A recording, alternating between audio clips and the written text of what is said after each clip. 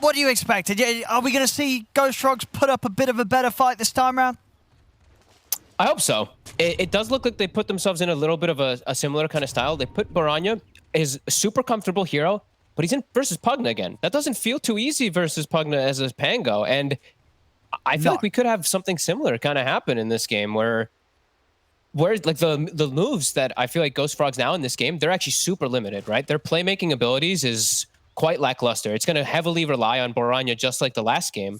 But this time they don't even really have Milan on that big playmaker, which concerns me. So, I mean, we'll see how it all ends up because they did end up with this AM, which if it gets to a point later on in the game, like very late game, this AM will win. But is he going to get to that point? Like this draft, I actually quite like it from Into the Breach as well. I said that also last game for Ghost Frogs, but it makes sense. This press the attack, very good to be able to buff up that Medusa. They even have life drain. You can even pump mana back into your Medusa with a Pugna in case people forget about that. This is a really strong combo that they've got going on. There we have it. See if anyone's going to get caught out. Tanner. He's able to get the toss back. On to J4. J4. He's got the heal going. And that might just be enough for him to get out safely. It is. They can't fight through the heal. All right. Well, let's see. Let's see how this goes. Gonna be watching Tanner. Definitely watching bottom. Malik. I haven't actually seen him on the Legion Commander. I know I mentioned a lot about his Timber the last game because I actually got to see it a couple times last season. I'm looking forward to see this because he seems like he's this type of player where he plays these very niche heroes that can just do so much inside of the game. So, see how he can do down here. Yeah, and I mean, which carries do you think is going to have the tougher time this game? Thagito on the Deucer or Chrysalis on the Anti-Mage? I think Chrysalis will. I think Legion Commander gets to a point where he starts bullying AM. I don't really see too many time periods where Centaur Phoenix can bully Dusa, especially with a Bane behind. Bane, like one of the strongest supports. Sure, he's going to change a lot with the way Brain Saps work, but we're back to pure. Yeah, I mean, that should be pretty good. How would you sort of rate Bane as a support coming out of this patch? Are we going to see a lot more Banes now? Untapped potential. I think this Enfeeble buff is ridiculous. Yeah. It's 45% level 1 on 2 different things. Your health restoration, your attack damage. Like, that's crazy for me. Sure, the cast speed reduction, whatever. Who cares about that so much? What's going on here? Look at these supports. This battle top. Oh! Stick and Fairy Fire versus Stick and Fairy Fire. Both of them actually just going to end up walking away from one another. Very low HP. As one saw that was going on, CS-wise for Thagito and Toby. What are we seeing? Thagito still holding his own up here, whilst the supports fight each other. As Thagito is getting the better share of the farm. AM's still doing just fine. Yeah, he's actually... I mean, the first few levels, AM will do fine. It's once the level 3 and level 4 comes out for the Legion, that's when he's actually able to just start... You just start hitting back versus the AM. Sure, there's J4 there, which will at least counteract a decent amount of it, but we'll see what Tanner decides to do with some of his moves. Because Warlock, you're pretty immobile. You're quite slow, so very high opportunities of getting tossed out of position. And much better time in the mid lane. I mean, infinitely. He's actually gone for 2 points in shield crash to be able to guarantee himself these last hits versus Pugna. Yeah. I mean, it's just working much better than it did last time round. And in terms of what he's going to be able to do this game, sort of in the beginning, it feels like the Pango's got more potential to be annoying for a Xantic in these fights. You know, sure with the Ember you get it with the chains, but with the Pango, the Rolling Thunder, that's always going to be something that the Pugna's never going to be happy to sort of play around as not really having the toolkit to do so. You are speedy, though. That's the one thing. Pugna's very fast. The Rolling Thunder did get slightly nerfed with the speed, so there's some, some little sidestep thing possibilities. But yeah, definitely. Ember is a hero that can really just, if you get shut down that hard, you have no recovery points. Pango, I feel like he'll always have a point in the game where it's just like, damn, he got connected with like 3 heroes with bam, bam, bam, Absolutely. Ember is going to be a lot more precise. No, we'll see. Out on these side lanes, both carries having no struggle right now. Nope. No problems. Thought maybe the AM would have a little bit more trouble, but not the case just yet. Malik, now he does have 2 points in passive, but he's getting put pretty low all the time. Oh, close landing stage so far. Still yet to see anybody fall. Tips coming out here from Chrysalis, feeling confident. I mean, he's going to be feeling how little Malik's been able to do to slow him down so far. He's going to be very happy with the way that the lane is going. Orb Corrosion now picked up though, so Malik quite a bit stronger, at least just in the punchback. Sitting very low on HP. And Crystallis has actually gone for battle items. That's actually pretty interesting, rather than just going for like your straight ring health. Double Wraith Band, so that maybe he can try to fight back, but look at Malik. Whew. He got like 3 procs in a row. Yeah, we'll see if RNG continues to work in his favor, or Crystallis will find opportunity to beat him down here with these early stats. He needs a salve or something. He needs something to top him off. I don't like how low Malik is sitting. I mean, he can't actually he apply believes in the pressure RNG, like you know. He's like, well, as long as I get procs like that, who cares how low HP I sit? Yeah, but then he can't play the lane the same way. Like, Sure. He needs this salve so that he can just like right-click the AM and push him out when he's got 0 mana. So I want to see. I think he's got one coming out. Hopefully, yeah, he does. Okay, he really needs it. You just feel just letting this AM free farm it's never going to feel good. No, I mean, I like that Crystallis has gone for the approach of going for that double Wraith Band. I was looking to see if he would go points and stats this game. He actually took the counterspell. I'm a little disappointed. I thought he would get points and stats on AM, but...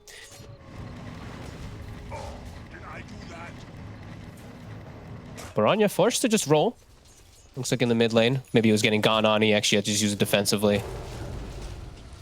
We'll see top lane. I'm here to make the move on to Fishman. Fishman. He's able to get the Fairy Fire and the Brain Sap off. But he'll still fall. Finally, first blood will occur, as Ghost Frogs will be the ones to take it. Now bottom, Crystallis. Nicely done, Toby. Oh. Yeah, Toby has his ring of health, so he can do these type of pressure plays, and he'd be okay to get that region. And yeah, Crystallis, we're seeing that, you know, the battle back and forth of these two bottom. Malik definitely understanding what needs to still low on health, but like you said, playing really around those procs. We got that 6-minute rune coming out. Anybody got to check it. It looks like Milan maybe wants to try to check the top rune. Let's see who gets that power rune. Let's see if it's going to be anything big for Ooh. That'll be a nice one for Baranya. Next time round, That's he a wants great to look one. to go in with the Thunder. And the fact that he's gone for this skill build rather than going for Lucky Shot, he doesn't have to like be worried about this Decrepify build, right? Where if Advantic might just be able to play around him. He's got burst damage. He's got a lot of it too. Oh, bottom lane. This time round, Malik looking kind of dead here. Unless he can come out with some wild jukes, he can't. As Crystallis will find him. And so, yeah, Tanner left him. Yeah, I mean, I think, you know, sort of felt that bottom lane, it's just not going to do anything against the AM now. If you haven't slowed down the AM by now, you're unlikely to do so anymore. You know, you're just trading farm down here and trying not to die. But unfortunately for Malik, not able to do that. Crystallis and J4 taking him down. Yeah, nicely done. Definitely nicely done. They recognize that Tanner left that lane because they're doing the same thing as they did last game with the Pugna. The Bane, as well as that Tiny, rotate mid for the tower push. Catapult does die, but they're continuing to blast that tower. We'll see down bottom, it's just, you know, Malik's trying to trade with Crystallis. It's just a frustrating, almost impossible trade for him to do every time. You know, J4 just with the Shadow Word. And Crystallis is more than happy to just stand his ground, burn the entirety of the mana pool of Malik, and then Malik hasn't really got much more to offer in the lane in terms of aggression. I'm going to say it again just because I think it is such a big deal. The battle build, right? It's Treads double Wraith Band. Yeah. So it's not your brown boots into Ring of Health. He's ready for that action to come to him. So I like that by Crystallis. Trying to make the move on to J4 here. Crystallis, he has got a mana void. He's trying to prep it, but the Nightmare Stampede will stop him for now. He's going to be able to get and chase down Malik. Gets another kill on the Legion. Turns over towards Fishman. Fishman, he's running. Oh, stick charges. Is it going to be enough? No, Crystallis, he's got this. He's in, charging past the tower. Another kill. 3 kills already for this safe lane anti-mage. Crystallis is just having a perfect start to the game. Well, weren't able to pressure him at the start, and things have just spiraled out of control here quickly in these first 8 minutes. Sam, he's going to have a good timing on that Battle Fury. Yeah. That's definitely a concern. So pressure's still going to have to be applied from Into the Breach quite heavily to try to slow down, and they still can. I think Pugna now maybe move toward bottom. Just try to get a tower. He wants to really get the mid one, though, as Baranya. He did show his face mid with almost 0 mana, so maybe that's Xantic's choice instead. Yeah, interesting to see if Toby. Yeah, pressuring top. He should have this one. There's not going to be anyone coming in. And Branya going straight for the Diffusal Blade Rush. Of course, having its merits this game against heroes such as the Deucer. Oh. But, you know, sure, normally you see some sort of overbuild at the Maelstrom getting picked up along the way if you're going to go for the right click. But feeling the value of just getting that Diffusal Blade online immediately before anything else. I like it. Versus 2 strength heroes that do rely pretty much on mana exclusively. And then, yeah, just good versus Pugna. Great versus Medusa. I like it. He's going to be innately tanky anyway because of his build, right? Since the 4 points in that shield crash, he will have that damage reduction in a lot of these instances. So he's a lot tankier than he actually looks like.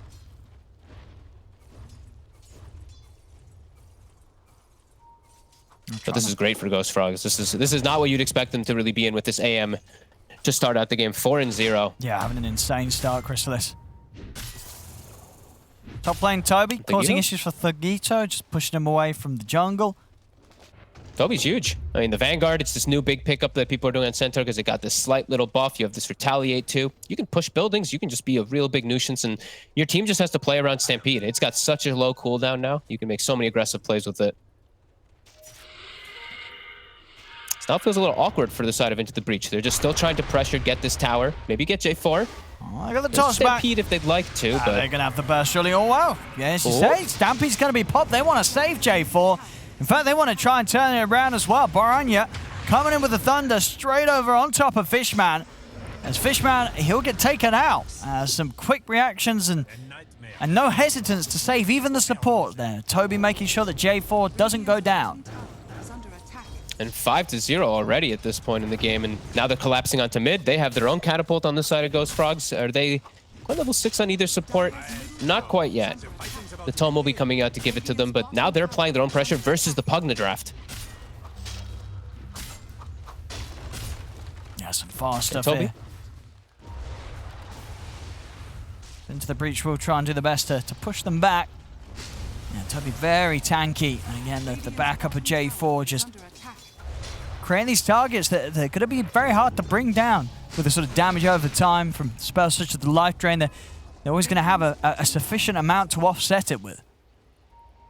Malik able to just get the bottom tower, and his inventory, it looks pretty nice for how everything's gone down bottom. He's 0-2, but he's got Boots, Blade Mail, Ultra Corrosion.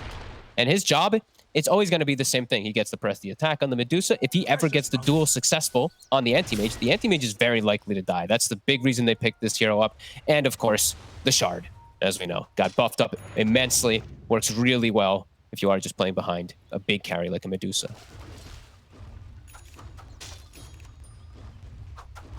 Ghost Frogs, level 6. We got the Phoenix Egg. We've got the Warlock Infernal at the ready. They can definitely look to battle right now. Yeah, they've got solid Into the Breach does not have good team fight. Well, Fishman is up in the same spot again. Trying to get the D-Warding done. It's going to cost him his life here. As, they'll slowly run him down. He did. Mission accomplished. Paying with his life. Again, another death, unfortunately, for Fishman. Been the target quite a few times here. 0-4-0 on the Bane. Rough start.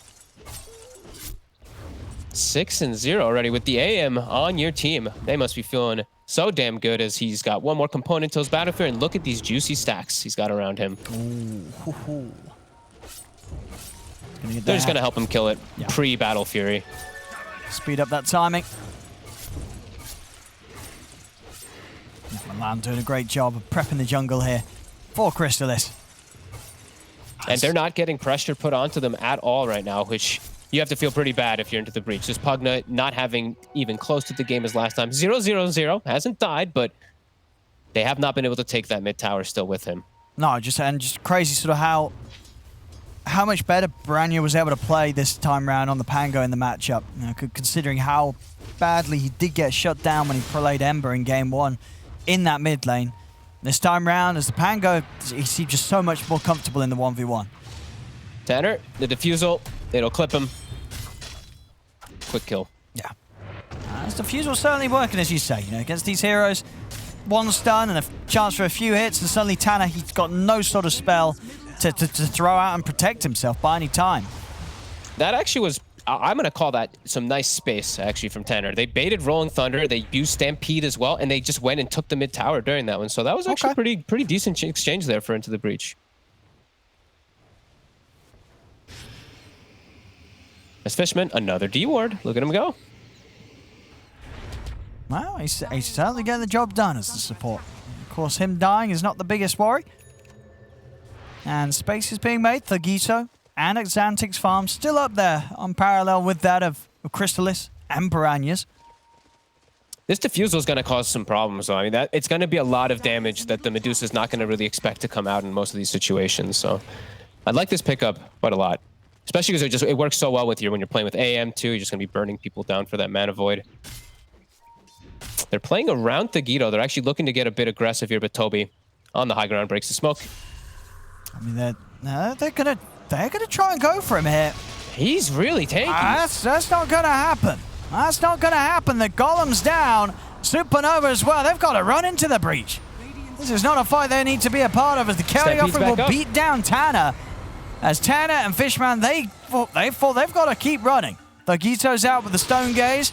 The chase is on here from Branya as he moves over, gets the catch onto a Xantic. And now turning towards Thugito. He's out of mana. Crystalis burning it all, pops in with the mana void. Malik's tried to come in and help out. He can actually turn aggressively with a duel, but he's just going to give away damage. Oh my dear, that was a bit of a mess from start to finish there from Into the Breach. Oh, Tanner, he'll come in for a cleanup at the very least for him. Redeems it a little bit, but from a questionable Fiend's Grip into a questionable duel, that was just all downhill. Oh, and are we like, I don't know, are we like cursing these teams or something? Like, I was like, yeah, you know, they've got this stuff going for them, and it's not working at all. Same thing the last game. It's 12-1 with the AM on their side, and it's getting pretty disastrous for this Medusa already. Yeah, that was, I mean, it just fell apart so quickly there for Into the Breach. I mean, such a forced move, too. Yeah. Like, gripping the, let's see how much health, the 2,000 HP. Well, let's say he didn't have 2,000. He had like 1,900. Like 1,900 HP sent out with the Vanguard.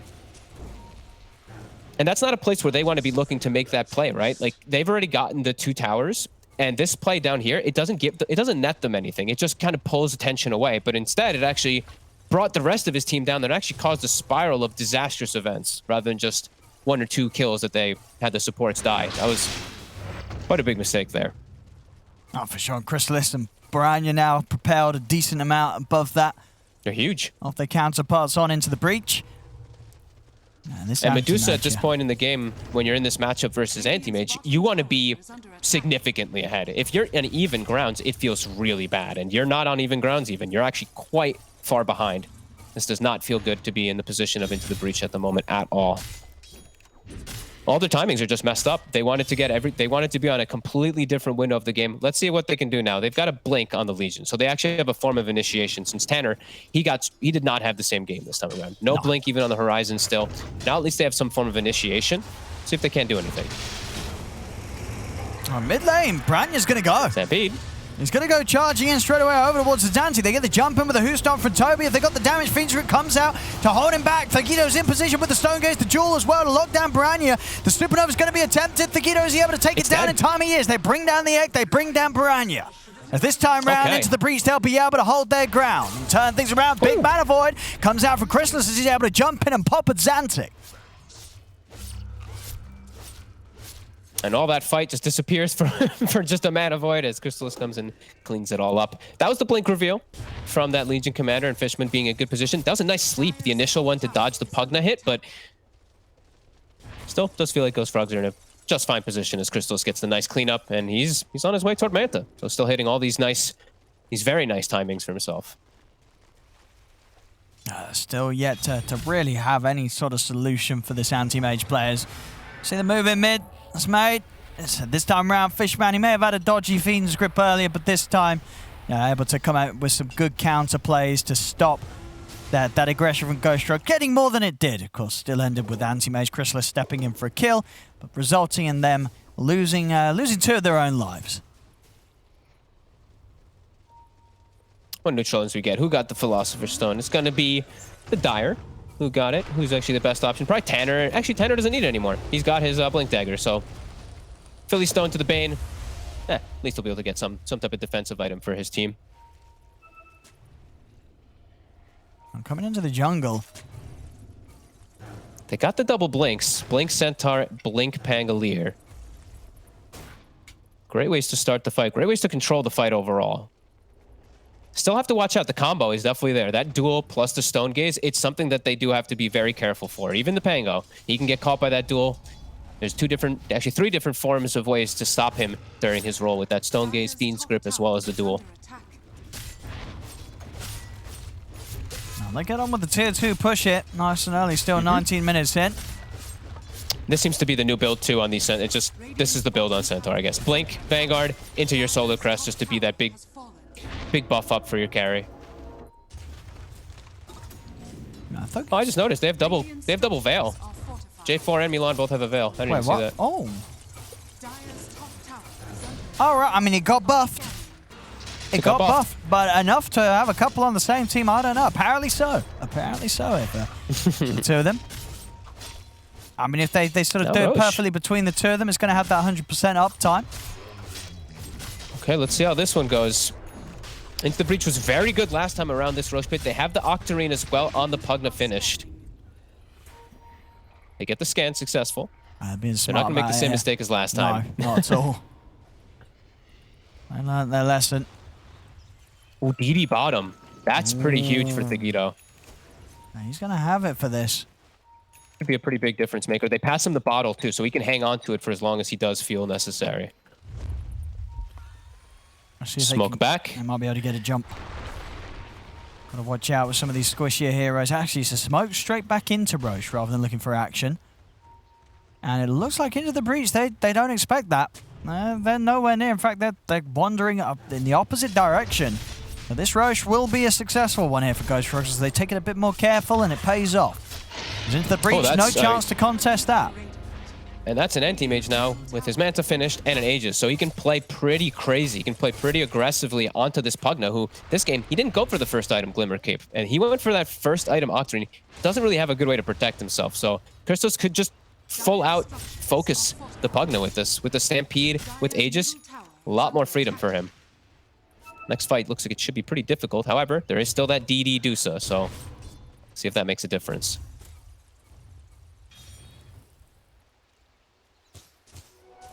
Let's see what they can go for. It's Chrysalis. How do they stop this man? I mean, Thagito still a little bit behind. About 1.5K between the two of them. They still will have the hard lockdown. The Legion will still provide that in majority of these instances, as long as he can get on top of the AM and his team's not entirely dead. Definite pressure on Malik to make those moves. It's not going to be easy. Thagito, does he actually have the butterfly? He almost has butterfly finish, so he's hitting a pretty big power spike timing as well versus that anti-mage who won't have a good way to deal with that evasion. Since it's the double, you get the level 10 talent as well as the butterfly. Could cause him some problems. Radiant's bottom tower is under attack. I mean, do they want to try and take any sort of fight whilst he has this Aegis, or do they want to just avoid it completely into the Breach? They kind of want to avoid it. It's still just, it's too much fight. Like Phoenix, the Warlock, it's too much for them to actually deal with their lineup. They're more about just like getting like a nice little pick off, and then if the hand is overextended from Ghost Frog and they can get a good Fiend Script and duel with the Stone Gaze perhaps, but them jumping a fight would be pretty crazy. Unless they just insta-kill somebody. And there's the butterfly, so maybe they're feeling strong enough. DD, butterfly, plus all that evasion. So they get the catch here, coming in from the back lines. Tanner's able to get him with the jump onto Toby, but Toby's still able to put the Stampede. The carry offer comes out as Brianya comes back in with the Rolling Thunder. They take down Fishman. Supernova from the side. Thagito's looking to take it down. Toby's in with a Who Stomp, stopping the Medusa's. Thagito, he's not going to be able to take down the Supernova. The stun is successful as they've lost 2 into the Breach. Had Xantic to also fall. Tanner gets back in. Will be able to take down the Pangolier, but almost certainly going to pay with his life as Toby jumps in, gets another hoof stomp over onto the Tiny as 4 fall down on into the Breach, as it's just another easy team fight win for Ghost Roche. Chrysalis continuing to come out on top. They tried to get in, they tried to make that move. I mean, it was never going to be easy, and it does not work out. I see Malik. He tried to go for the big next target. Like, they initiated on Toby, and Malik blade mail, press the attack, blinked, and tried to duel the Pango during the roll. Couldn't quite get it. And the full thing turns around. And honestly, that feels like it might have been the last go for Into the Breach with the way that they hit these timings on the side of the Radiant. This anti-mage is massive. Yeah. That was their window to turn it around. If they win that fight, perhaps they still have like another few moments to be able to take it. Game is pretty out of control now. This anti-mage is going to just be able to do anti-mage things. Yeah, it may be getting to the point where it's just going to be down to Thugito trying to get those big items and hoping that they can pull something off at the base defense. Making plays out on the map seems very, very difficult for a lineup that's starting to fall behind as much as they are here at 24 minutes. I think he has to, you honestly just have to queue up the rapier. Like, sure, the thing is, like, it's just not, now it's not as good either. It's not as good, sure, right? It's good in instances. If you're ahead, it has its benefits, because you can just get that bonus damage from the I mean, anti-mage will build into butterfly eventually. Sure, yeah, you would imagine so. Yeah. Evasion is going to come. He still might need it, though. Like, if they want to have another shot in the game, because I think that last fight really was their timing. If they don't win that one, he's just not going to have the damage in any later stages, and anti-mage is just going to have now another plus item on top. A full Scotty about to be coming out. So with a minute left, yeah, he's poking the high ground. Into the breach, they're going to have to do something about this. That's the fortification used. So Ghost Frogs, they're not going anywhere. So how can they start something here? Oh, Fishmount end up putting himself in the nightmare. I'm really surprised he couldn't even put a single value point in a Feeble. He even took his talent instead of it.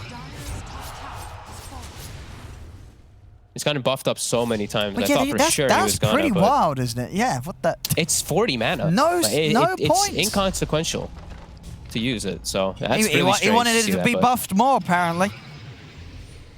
I guess so. I mean, he does want the Cat Strange from Nightmare and all that, but 1 point of the Enfeeble does seem very valuable. But no, either way. Losing the racks here. Change the entire game. They're going to try and get the jump. Malik. And they time it perfectly. Perfectly timed. Wow. Perfect timing there from Malik. The Aegis expires, and so does the life of Crystallis. So they can find Milan here as well, maybe. They will. They find Milan in the trees. And they've got him. No escape from Milan. All right. The base is defended. The anti-mage finally taken down. And it's still, I guess it still stands. If Malik does get the duel, the AM will die. That was very nicely done. Great stuff coming up from them. And they have time now. 40 seconds where they can now get even more on the map. Thugito is going to be able to buy his crit if he would like to. Let's see if they can kill anybody else. And we see it there, just perfect on the timing. Doesn't get much more perfect than that. Yeah.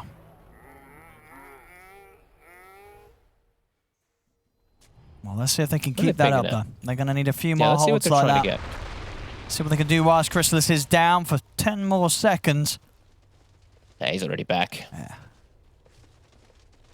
Not bad, though. They got their lanes decently pushed out. Bottoms all the way pushed. Mid's in a decent position. Same thing for top. They did not find this ward, though. Very sneaky one that we do see Ghost Frog putting in. Radiant's bottom tower is under attack. Coming straight out with a smoke. Once they're all back in the game here, Ghost Frogs. They're still very... in the actual... if they actually get a fight, they are pretty damn powerful. Everybody now having even just a luxury items on top, right? They do even have a Linken's on Boranya to protect him from these grips and duels and whatnot, so... Into the Breach will have to be very perceptive to be able to spot that one out quickly. And full Scotty as well, too, on Crystal, so... whew. No, I actually didn't even know that was a talent. Look at that. So he's got the Mana Void damage multiplier as well, which will be pretty decent this game. Yeah, no, it feels pretty good, that one. And the max mana burn even, too. Like that, these talents are actually... I did not see that one built in either. That is a really nice talent versus Medusa. Oh, hello, here we have it. Duel? They're going to go for the duel onto Toby. See if they have the damage to bring down the Centaur. He's pretty tanky, and the Sunray Heal comes out as well. He's going to be able to live. Toby's going to be able to get out of there. Jump in with the Mana Void. Crystallis, not quite enough damage burst anymore, but it looks like they'll still have the cleanup. If they move in with the Supernova, 2 buybacks coming out. They're trying to protect Xantic, and Xantic will get the Decrepify off. Can he keep himself alive? He can't. The Decrepify comes to an end. Crystallis finishes him off. Thugito is completely out of mana. Tanner's trying to give some sort of coverage for Thugito to get out of there. As Chrysalis, he's just going to look to chase him down, diving underneath the tier 2. A buyback from Azanti. They really want to try and keep Thugito alive, but he's going to cancel his TP. He knows he can't save this Medusa. They keep go. That's 2 times now. They use the duel or the grip onto the Centaur, who is like, that's the dream for Ghost Frog. They just Sunray right on top of him. They get this perfect setup for every single one of their ultimates to just swing through and just slap the fight. AM just has full freedom when they're using a duel on the Centaur. Malik? He's going to need the duel onto Milan. He's going to need a bit of additional damage, though, and it's not going to come in. Milan's going to be fine. He lives up on the high ground. They're diving into a Zantic, and Zantic, he brought back for this. Tanner is trying to save him, and Zantic over to grab a fight. Can he live? He's trying to move away from Piranha. Piranha and Chrysalis, they're looking to chase. Chrysalis jumping in, and Zantic is away with a glimmer. The Decrepify will give him some safety. The Rolling Thunder comes in, but the blink back from Piranha finishes off at Zantic. As at Zantic, he's down and out for 75 seconds. Yeah, 70 seconds, a long time for not having this Pugna build to push them away. That looks like it should be at least 2 sets. Medusa is going to be respawning. She spent some of her gold on a Demon Edge. But they are really lacking in damage without this Pugna.